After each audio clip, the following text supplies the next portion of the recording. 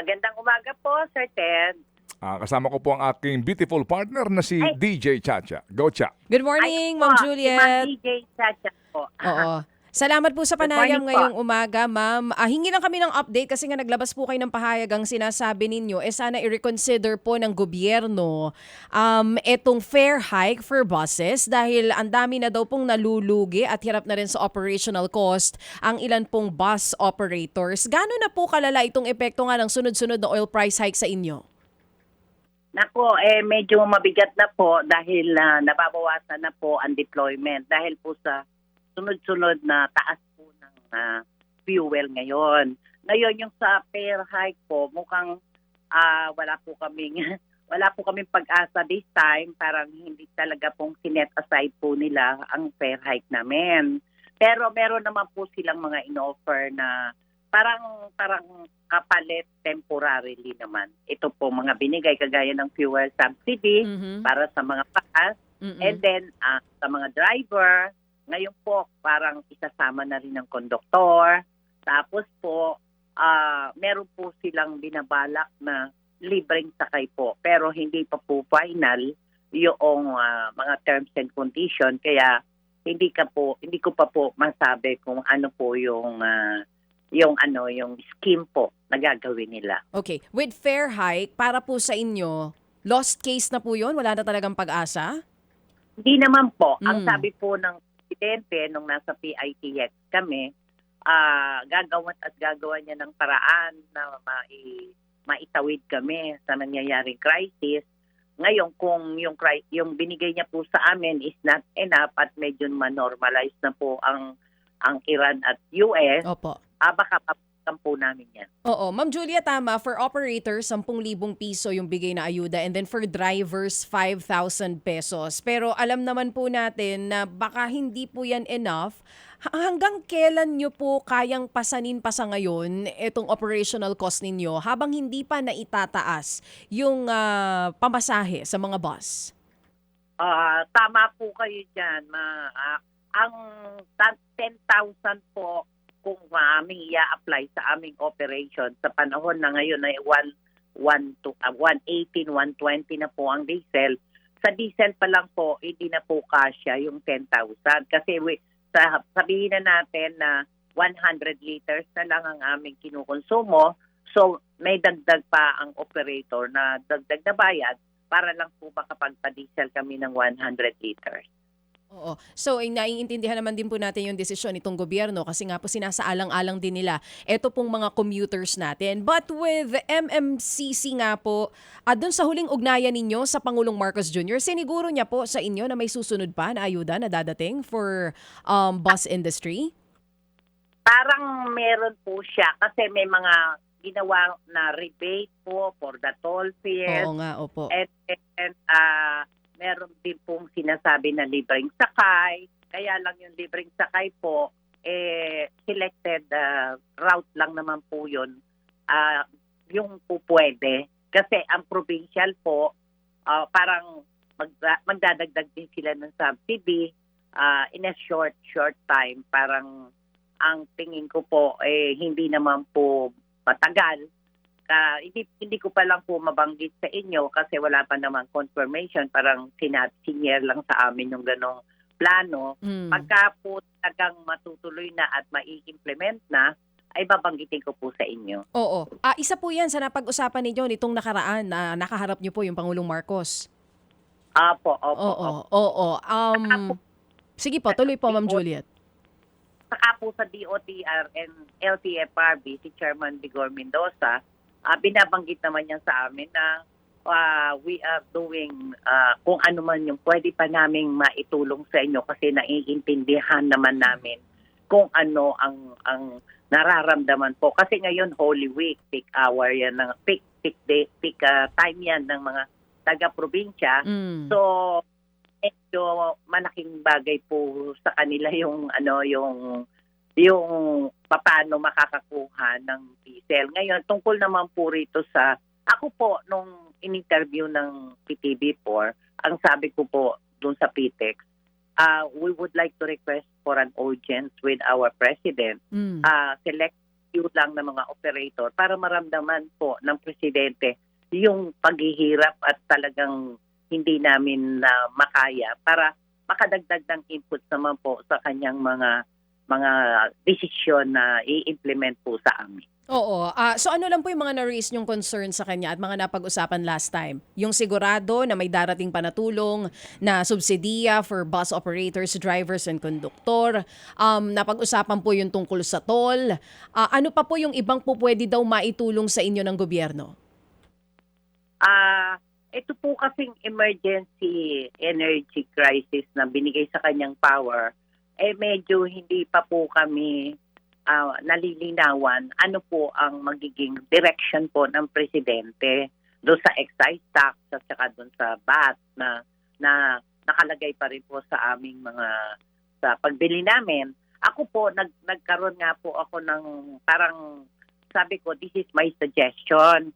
Why not peg a price para price cap sa amin sa public transport na ilagay nyo kami kasi bago magkaroon ng problema, nasa 55 pesos po yung per liter namin. Oo. Ngayon, ay hindi na namin iisipin yung kung halimbawa po yung excise tax o kung VAT kasi napakahaba po yung proseso, yun po sana yung kakulangan namin doon sa 55 pesos, ang gobyerno ang sumagot sa amin. And this will apply to all public transport lang po hanggang sa tricycle. Para po mararamdaman namin na talagang pwede kaming tumuloy-tuloy ng operation at hindi po magka-problema ang mga mananakay. So tama po ba yung dinig ko? Pareho po kayo ng hiling nitong grupo ng mga jeepney drivers? 55 pesos yung presyo per liter ng diesel? Yun po sana ang hiling nyo? Kasi kami po sa bus, yan po yung aming presyo before na nag-increase at before nagkaroon ng problema. Yes po. Oo. Kaya yung 55 po, hindi naman po kami umaangal. Ang hope lang namin noon, madagdagan sana kami ng konti sa aming fare increase kasi matagal na po namin na-file yung fare increase na yan. 2024 pa. Opo. Ngayon kung makasagot naman po sila sa DOTR, sa LTFRB, yung mapeg, yung may price cap, parang bigas po na temporarily lang naman po ito, hindi naman po ito pang matagalan. Ngayon mo nangyayari itong mga increase na wala pong control kahit naman sino sa atin. Di natin alam by next Tuesday kung magkano na naman po ang diesel. Yun po yung hinihiling namin para po makaramdam naman ng hindi na kami nagwo-worry o hindi na po kami kinakabahan na naman by next Tuesday. Magkano na naman ang litro ng diesel. Kaya Opo. Mukha yatang ang inyong sinasabi na iyan ay gusto ninyo na magkaroon ng subsidiya ang gobyerno sa per liter ng diesel kasi hindi naman pwedeng ibigay sa inyo yung 55 ng oil companies, di po ba? Opo, Yun. Oo. So sa halip na itong ayuda, sa halip na itong pakurudo sa inyo tig sa 10,000, ganun na lang ang gawin ng gobyerno. Yan po ang inyong panukala, ma'am. Opo, suggestion po. Opo. Suggestion ko po. Yes, ma'am. Ngayon nga po, no, para magkaroon ng programa at pag-aralan kung yan ba ay feasible. Kung hindi mangyayari yan, ma'am, ano ang worst scenario sa inyo pong hanay, sa inyo pong kapulungan? Ang mangyayari po palagay ko, Sir Ted, pabawas na ng pabawas ang mga nagdi-deploy po ng mga sasakyan pagka hindi po nangyari yan.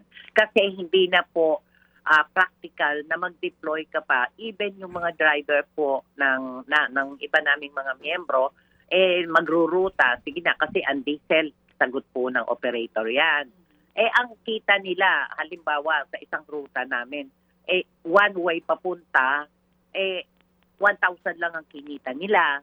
Tapos, nung pabalik na, para mag-round trip, 300 lang po ang kinita nung bus. Ngayon, ang ginawa ng driver, nagdesisyon na, ibinalik na yung sasakyan sa garahe, wag na lang muna magpasada dahil wala naman silang kikitain. Maghanap muna raw sila temporarily ng pagkakakitaan na makakabuhay ng pamilya nila. Opo. Yan po yung yun po sitwasyon ninyo. Ma'am Juliet, sa provincial buses po, meron akong mga narinig na ang swelduhan sa mga driver nga po ay per trip. So, walang trip, walang biyahe. Marami na po ang nagbawas po ng biyahe kasi nga din lugi na talaga ang kanilang operasyon at sila po lamang ay nagpapatuloy sa ilang po mga biyahe kasi nga sa kanilang franchise, di ba? Na obligasyon nila na kahit na lugi, bumiyahe pa rin. Sa inyo ho ba, ganun din ho ba ang patakaran? Ang swelduhan ho ba ng inyong mga driver ay per trip? Paano o komisyonan? Hindi po, Sir Ted. Ang sa amin po, meron pong labor formula na binigay sa amin ng Department of Labor na po namin at may payroll sheet po kami.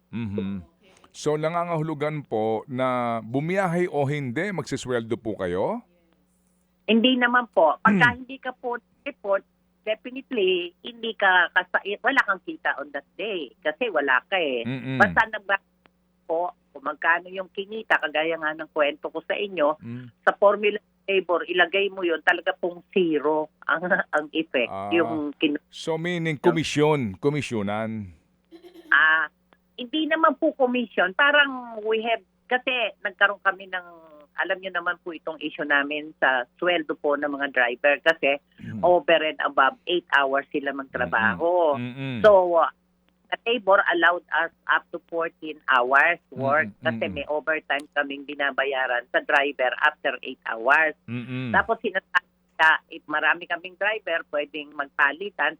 Pero sa probinsya lang po nangyayari yun. Dito po sa Manila, alam nyo naman po na mahirap na pong kumuha ng driver ngayon kasi nawawa po ang mga bus driver. Parang napunta na yata sa motorcycle, Opo, nagkanya-kanya after din pa sa pandemic.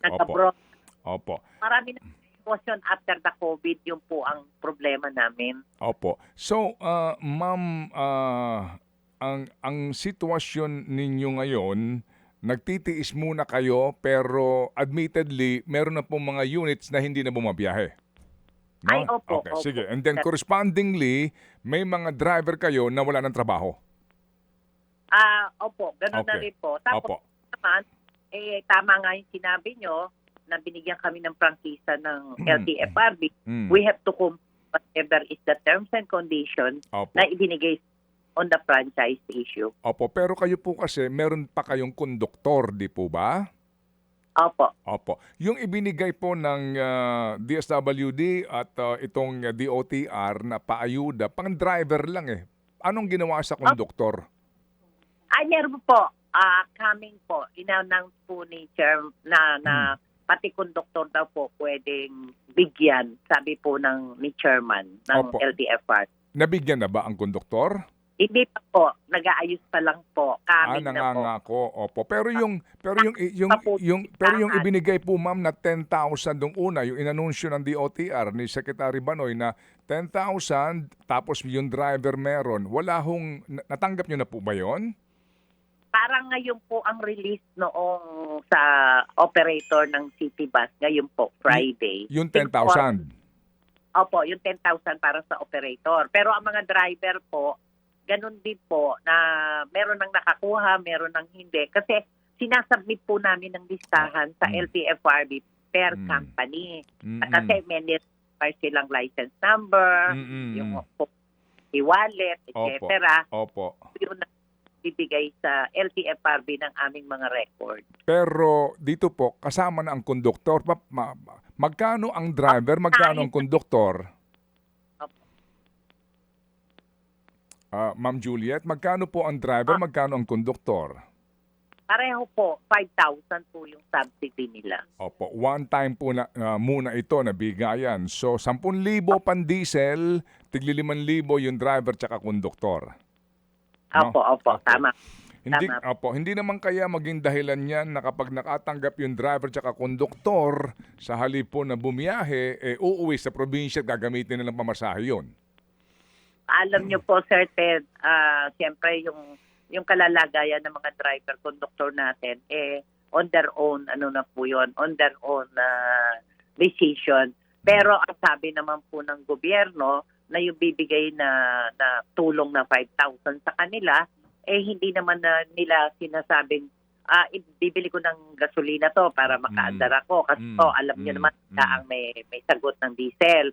Pwede naman po silang gamitin sa pamilya. Halimbawa, Opo. pagkain ng pamilya, Opo. po ang pamilya. Hindi naman po sila kinokontrol doon. Opo. Sige po. So yung nga po, kasi nga bahala kayo sa mo gustong gamitin niya, pambili ba ng bigas, para ba sa baon ng anak mo, okay lang po yun. O sige, so ngayon po, sa ngayon, ang inyo pong panukala nga, mag-subsidize po sa per liter ng diesel o kaya bigyan na kayo ng aumento sa pamasahe.